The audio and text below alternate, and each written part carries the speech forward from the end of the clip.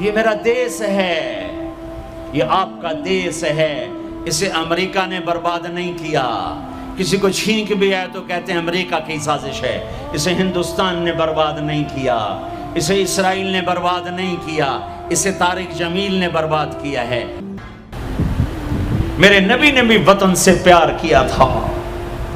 جب آپ مکے سے نکلے تھے تو آپ نے کہا تھا یا مکہ ما اطیبک من بلد وَأَحَبَّكِ إِلَيَّ، اے مکہ تو مجھے کتنا پیارا ہے، تو مجھے کتنا محبوب ہے، میری قوم نہ نکالتی میں تمہیں چھوڑ کے کبھی نہ جاتا۔ تو وطن کی محبت تو نبیوں کو بھی تھی۔ جب آپ مدینے پہنچے تو پھر آپ نے مدینے کے لیے دعا کی کہ یا اللہ مکے سے دگنی برکتیں مدینے میں ڈال دے۔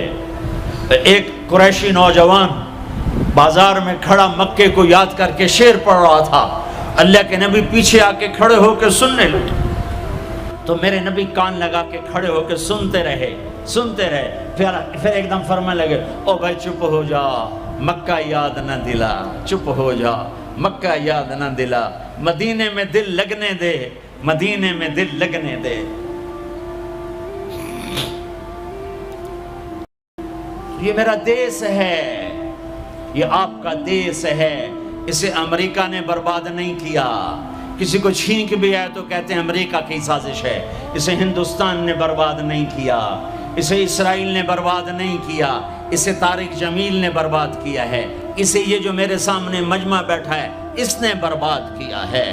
اس 18 کروڑ انسانوں کے جھوٹ نے اور ظلم نے اور شراب نے اور زنا نے اور بدیانتی نے اور کھوٹ نے اور ماں باپ کی نافرمانی نے اور ناحق قتل اور ناحق زمینوں پہ قبضے اور چوریاں اور ڈھاکے اور لگاتے جاؤ، اس سب نے میرے دیس کو برباد کیا ہے۔ تو ادھر ادھر کی نہ بات کر، یہ بتا کہ قافلہ کیوں لٹا، مجھے راہزنوں سے گلا نہیں، تیری راہبری کا سوال ہے۔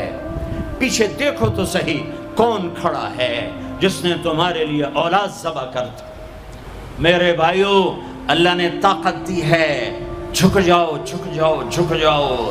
اگر میری آواز ان بچوں تک جا رہی ہے جنہوں نے ہتھیار اٹھائے ہوئے ہیں، اور تم میری چھوٹے ہو تو میری اولاد ہو، میں تمہیں باپ بن کر، تمہارے ہمدرد بن کر تمہارے آگے جھولی پھیلا کے کہتا ہوں ایسے نہ مرو کہ اللہ کے نبی کے سامنے کھڑے نہ ہو سکو۔ یہ جہنم سے بھی بڑی سزا ہے کہ اللہ کا نبی کہے سے میری نظروں سے دور کر دیا جائے، یہ اللہ کی قسم جہنم سے بڑی سزا ہے۔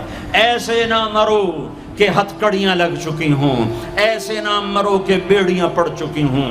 آ جاؤ آ جاؤ، آج ہم سب مل کر توبہ کرتے ہیں،